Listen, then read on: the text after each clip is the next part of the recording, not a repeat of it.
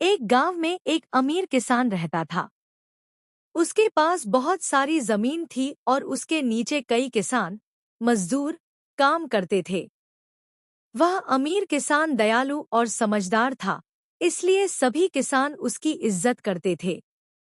एक दिन अमीर किसान के मन में विचार आया, बहुत दिन हो गए खेत पर खुद काम किए हुए, आज मैं खुद जाकर काम करता हूँ। उसने सभी किसानों को उनकी मजदूरी देकर उस दिन की छुट्टी दे दी और खुद खेत में काम करने चला गया। जब वह खेत में काम कर रहा था, तभी उसके हाथ से एक सोने का सिक्का जमीन पर गिर गया। जैसे ही वह सिक्का जमीन पर गिरा, वहां से अचानक बहुत सारी सोने की बोरियां निकलने लगी। यह देखकर अमीर किसान बहुत हैरान रह गया। वह सारी बोरियां इकट्ठा करके घर ले गया।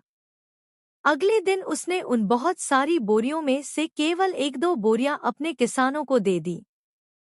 किसान यह देखकर खुश तो हुए, लेकिन कुछ लोग सोचने लगे कि मालिक के पास इतना सोना कहाँ से आ रहा है।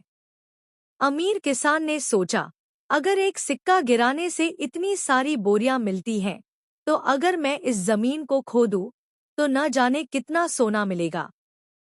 इसी समय एक किसान ने उसकी बात सुन ली थी। उसके मन में लालच आ गया। उसने सोचा, मैं कल यहाँ आकर जमीन खोदूंगा और सारा सोना ले जाऊंगा। अगले दिन अमीर किसान खुद सबसे पहले खेत में पहुंचा। उसने लालच में आकर जमीन को खोदना शुरू कर दिया।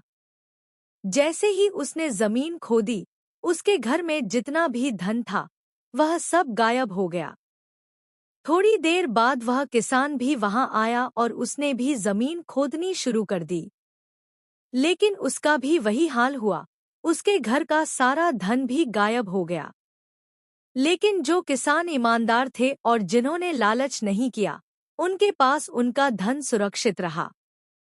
सीख, मोरल ऑफ द स्टोरी, हमें हमेशा ईमानदारी से काम करना चाहिए।